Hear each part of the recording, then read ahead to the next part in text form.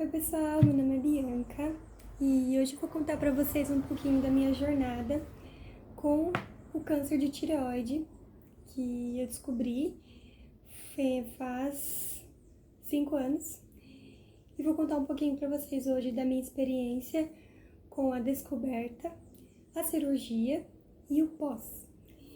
E a relação disso tudo com fé e acreditando que Deus tem um propósito para tudo nas nossas vidas. Então, vamos lá. Bom, eu descobri o meu câncer de tireoide em 2020, mais ou menos, através de sintomas simples. Eu tinha muita dificuldade de engolir comida, de líquido. Eu sentia como se tivesse uma bola na minha garganta que me impedia de engolir. Eu tinha que fazer muita força e eu achei aquilo estranho. E também eu engasgava com muita frequência, mas uns engasgos assim bem feios, sabe? Eu engasgava que faltava o ar, então a comida parava, que líquido, aí eu ficava tipo sem ar, era desesperador. E eu achava aquilo muito estranho, eu sempre fui muito curiosa, questionei isso pra médica, a médica examinou e pediu um ultrassom. No ultrassom saiu que tinham 3 nódulos na minha tireoide. E aí eu me encaminhou para endócrino. A endócrino verificou os nódulos. Um deles tinha um formato estranho, uma coloração estranha. E ela pediu a punção dos 3. Para quem não sabe, pessoal, a punção é um exame muito chato, que é com uma agulha assim bem grandona. E ela vai coletar substância, não sei dizer a palavra certa, desses nódulos para verificar se eles são malignos ou não. E aí no resultado deu que um dos nódulos, o menorzinho, do lado direito, era maligno. E aí eu falei, beleza, né? E aí o diagnóstico era cirurgia. Passei por vários outros endócrinos para ter a opinião de todos. Passei por alguns cabeça e pescoço também. E todos falaram que tinha que operar. Por ser um nódulo maligno, tem que tirar a tireoide inteira por conta de risco, tá? Para ele não voltar. Então, o ideal é que tire tudo. Um parênteses aqui, pessoal. A tireoide, lembrando que ela é uma glândula que todo mundo tem e ela é responsável na questão hormonal do nosso corpo. Ela é muito importante para o nosso corpo.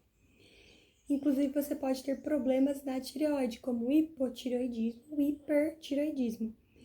No meu caso, eu não tinha nenhum dos dois. Minha tireoide era perfeita, funcionava normal, porém eu tinha os nódulos, os tumores. Então, são 2 problemas diferentes, tá bom? Ok, voltando.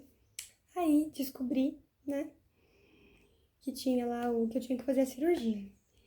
Aí, eu vou pular um pouquinho uma parte que é muito complexo, muitas coisas aconteceram. E a minha cirurgia foi marcada para o dia 20 de janeiro de 2022. Então, lembrem, eu descobri lá para 2020, fui operar em 2022. E foi bem naquele momento que a Covid estava acabando, mas tinham ainda algumas restrições.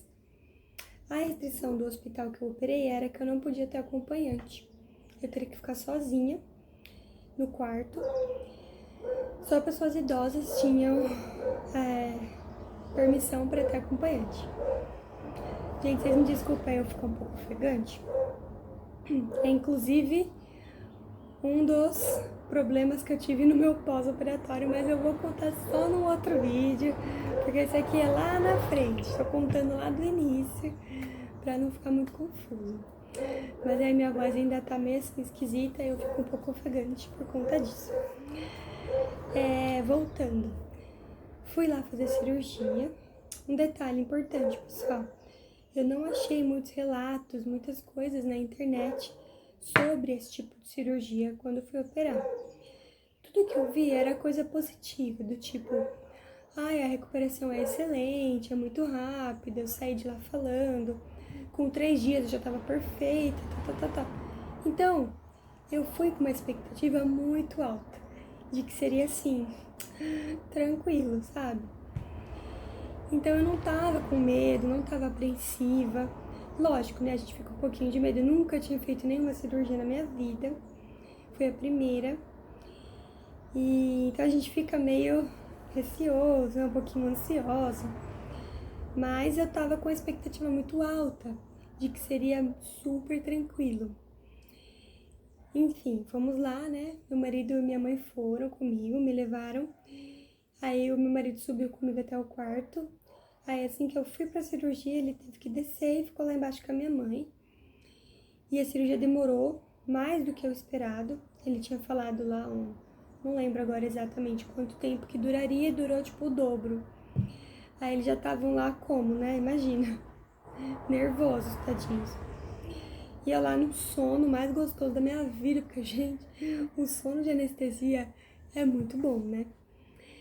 Aí tá bom, acordei super felizinha, assim, tipo, acordei, acabou, tô viva, porque o meu medo era voltar da anestesia, né, gente? Falei, gente, anestesia, misericórdia, né? Então eu morria de medo. Acordei, olhei pra enfermeira e falei, tipo, ai, acabou. Graças a Deus, aí já fiquei, graças a Deus, tô viva, glória a Deus, tá. Fui pro quarto. Aí mal sabia eu o que estava a me esperar, porque, gente, daí pra frente foi só pra trás, entendeu? Aí começou o caos, a dor. Quando eu cheguei no quarto, eu comecei a sentir, acho que foi passando a anestesia, sabe? Fui voltando em si. E aí eu comecei a sentir uma dor. Gente, mas era uma dor insuportável na minha garganta. Era como se tivessem pego, tipo, vidro e, tipo, por dentro, sabe? Era essa sensação. Aquela ardência, aquela dor, aquela coisa insuportável. Eu não conseguia comer, não conseguia beber água, não conseguia fazer nada. Porque aí eu comecei a engasgar. Aí que piorou tudo. Então eu tinha que ficar com a cama sentada assim, praticamente. Porque se eu deitasse um pouquinho, não sei o que acontecia, voltava, tipo, secreção, sabe? Saía muita secreção da minha garganta. Até hoje eu acredito que foi por conta da intubação e de algum outro erro que eu vou falar só depois, no outro momento. Mas enfim, saía muita secreção e aquilo me fazia engasgar. E era desesperador pra mim, porque pra quem não sabe, eu tenho muito trauma de engasgo, porque eu engasguei muito antes dessa cirurgia e eu morria de medo. Era muito traumático. E aí era só eu e Deus ali naquele quarto, porque eu falei, Senhor, o que eu vou fazer aqui? As enfermeiras vinham, me davam aquele remédio pra dor, sabe? Que eu esqueci o nome agora. Me davam um remédio pra dor na veia e nada fazia parar, eu não dormia a noite toda passando mal, engasgando, foi horrível. Desesperador, não gosto nem de lembrar. Mas enfim, essa foi a primeira noite. Na manhã seguinte, me deram alta. Até hoje não sei como, porque eu não comi, não bebi água, não fui ao banheiro, não fiz nada. Tipo, tava lá apenas existindo com a minha dor insuportável. Meu marido foi me buscar. Ah, um detalhe.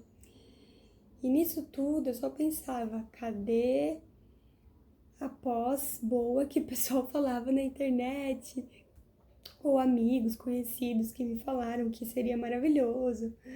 A recuperação é super fácil. E eu ficava tipo assim, gente, não é possível, porque comigo não batia nada do que eles falaram, nada.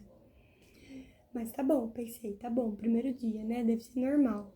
Fui pra casa. Gente, foi praticamente uns 10 dias assim, sofrendo em casa, porque eu não dormia, eu não conseguia comer, eu não conseguia tomar meus remédios. A gente teve que bolar uma estratégia para eu conseguir tomar meus remédios que eu precisava tomar. Tivemos que diluir na seringa com água e eu tomar o líquido. E mesmo assim, se o líquido fizesse cosquinha na minha garganta, eu tossia e engasgava. Enfim, foram assim, pra mim foi um pesadelo, foi um dos piores momentos da minha vida, sem dúvida nenhuma. E eu sentia muita raiva, mas também foi o momento que eu mais me aproximei de Deus. Que é engraçado, né? Quando a gente tá saudável, tá bem, tem tudo, a gente pensa, depois eu leio a Bíblia, depois eu oro. Você vai deixando pra depois, para final, você tá saudável, você não precisa, né? Daquela conexão, daquela presença divina. Quando você tá numa situação dessa de dor, a primeira coisa que você faz é buscar a Deus. Então você busca, você lê a palavra, você ora, você pede misericórdia. E isso é natural. E às vezes Deus coloca a gente nesse lugar exatamente para buscar a Ele da forma que a gente deveria ter feito antes. Então assim, não deixa chegar no nível de enfermidade ou de dor para você buscar a Deus. Busca antes, gente, um conselho de verdade. Busca, porque Deus é relacionamento, não é sobre religião, é sobre relacionamento. Então você precisa se conectar com Deus, tá ali presente todos os dias. Cria aquele relacionamento, sabe? E aquilo te traz uma paz, aquilo te dá paz que você consegue sentir Deus tocando, te livrando, te ajudando. Enfim, então foram momentos assim, muito sofridos, mas eu consegui me conectar ali com Deus, mas ainda não tinha aprendido toda a lição. Depois eu vou contar um pouquinho por quê. E depois eu voltei a trabalhar, né, com 14 dias, sem voz, porque minha voz começou a voltar, foi ali em torno de 11, 12 dias pós-operatório. Só que minha voz ainda era bem fraca e bem baixa. E eu dava aula de inglês numa escola de idiomas. Então eu falei, meu Deus, o que eu vou fazer? Mas eu não queria entrar na caixa, então eu não peguei outro atestado e voltei a trabalhar. Só que meus alunos eram muito bonzinhos, muito compreensíveis, então eles ficavam em silêncio, eu falava bem baixinho e eles conseguiam entender. E assim foi. E eu tinha ainda problemas com a minha garganta. Quando eu falava muito, eu sentia muita dor e eu ficava sem voz.